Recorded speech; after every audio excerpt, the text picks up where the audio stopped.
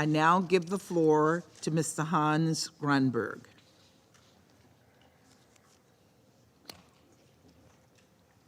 Thank you, Madam President.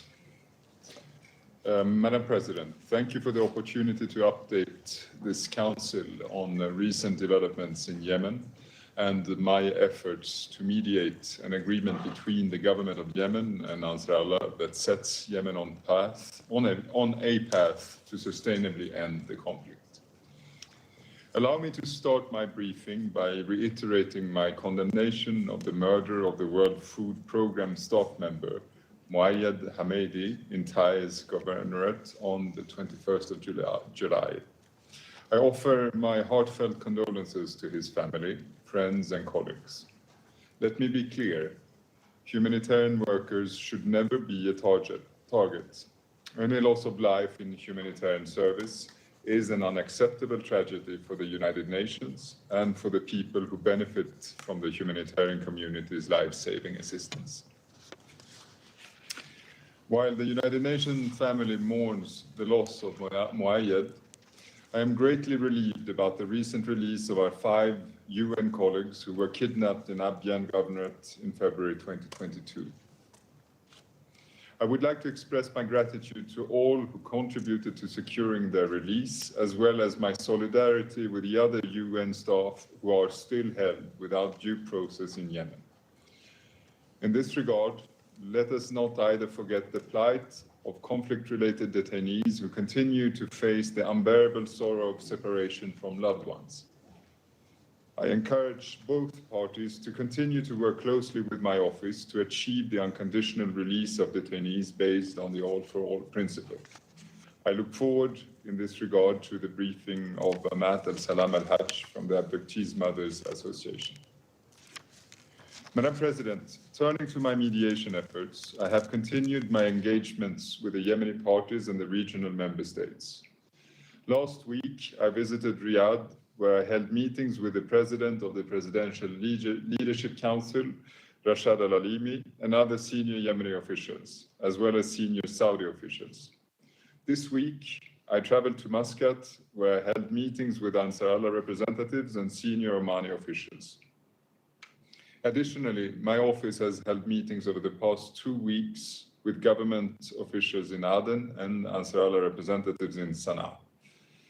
The sides continue to display general willingness to seek solutions, but this still needs to translate into concrete steps, in particular a clear agreement on the way forward that includes restarting an inclusive Yemeni political process. Madam President, despite the expiration of the truce last October, hostilities on the front lines have not returned to the pre-truce levels, and civilian casualty numbers have significantly declined. However, intermittent fighting and exchanges of fire have continued on some front lines, particularly in Taiz, Marib, Dale, Hodeida, Shabwa, and Sada.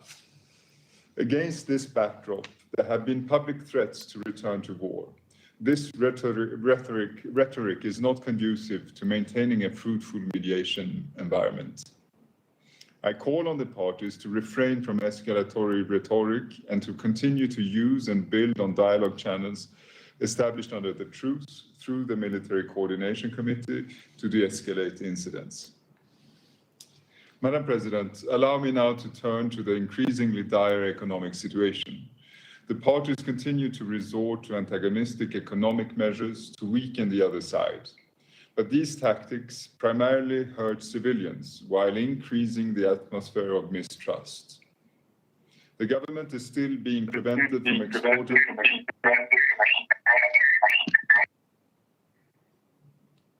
Thank you. The government is still being prevented from exporting petroleum products, its major source of revenue, and intra-Yemeni trade in goods and services remains curtailed due to restrictions and the imposition of exorbitant fees and taxes. Basic service provisions is deteriorating further. Power stations are shutting down due to lack of fuel, and electricity cuts in Aden are reaching 18 hours per day amid the summer's stifling weather. As always, Yemeni citizens, including women and girls, continue to bear the brunt of these measures and their consequences. Amid these terrible conditions, the support pledged by the Kingdom of Saudi Arabia of $1.2 billion earlier this month is a welcome step. But there will be no lasting improvement in the situation until the parties come together to discuss and agree on sustainable solutions to Yemen's economic and fiscal challenges. The expansion of flights to and from Sana'a airport also remains a pressing concern to relieve some of the pressure on Yemeni civilians seeking to travel for medical care, educational and business opportunities, or to reunite with loved ones. This also means protecting the operational continuity of Yemeni Airways. Moreover, last month, Yemenis in Taiz commemorated 8 years of conflict-related road closures in and around the governorate. This grim milestone is another reminder of the dire need for road openings in Taiz and other governorates to facilitate the freedom of movement of Yemenis who have faced restrictions to accessing their basic needs and engaging in economic opportunities.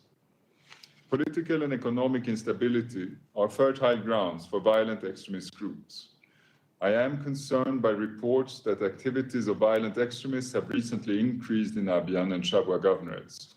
This is yet another reminder of the consequences of the long-term absence of a political settlement to the conflict. Madam President, the fragility of the situation and its impact on Yemeni women and men highlight the urgent need to reach a consensus on the way forward. My office is working to convene the parties to address some of their immediate priorities, to build confidence and move toward an inclusive and sustainable political settlement. Trust levels are low, and partial solutions risk being perceived as reversible and providing only temporary relief.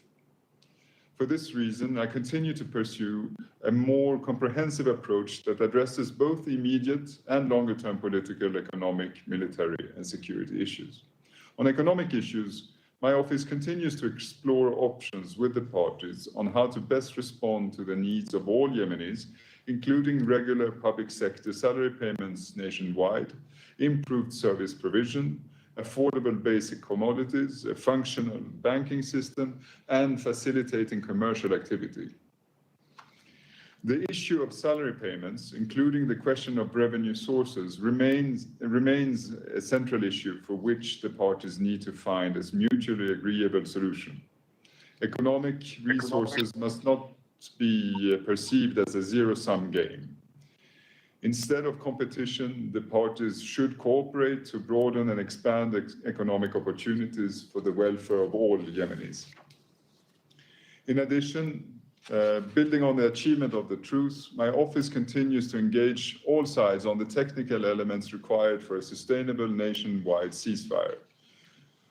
Over the past few weeks, my office has held meetings in Sana'a and Aden with military officials and local security actors.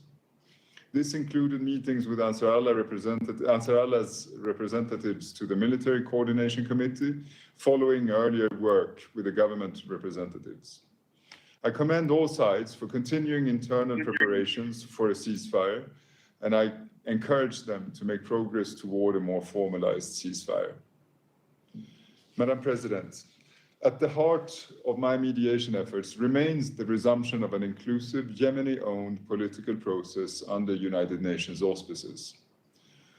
The political process should provide a platform for a plurality of Yemenis from across the country to collectively discuss and determine their own future.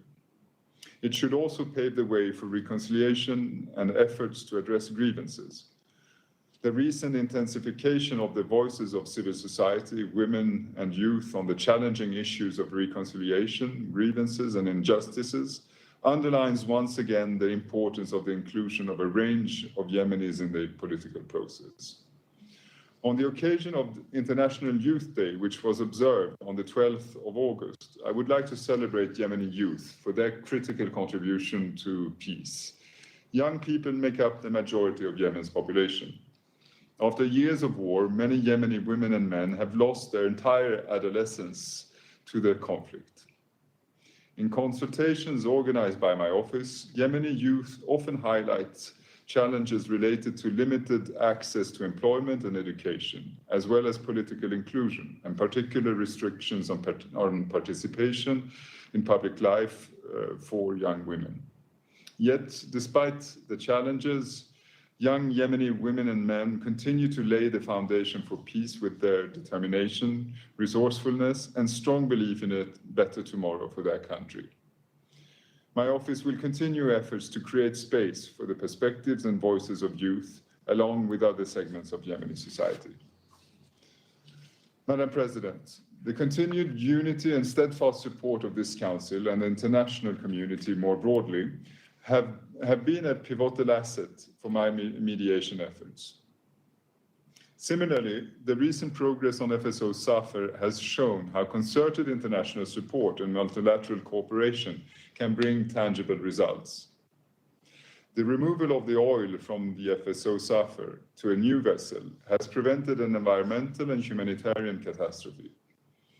I would like to congratulate the United Nations Resident and Humanitarian Coordinator David Gressley and the UNDP and their partners for reaching this great milestone. I would also like to commend the role of the government of Yemen and Ansar Allah in facilitating this operation. Looking ahead, this Council's support will continue to be vital to encourage the parties to maintain the conducive environment for discussions on the way forward and to move toward a just and sustainable peace that meets the aspirations of Yemeni women, men, and youth. Thank you, Madam President. I thank Mr. Grundberg for his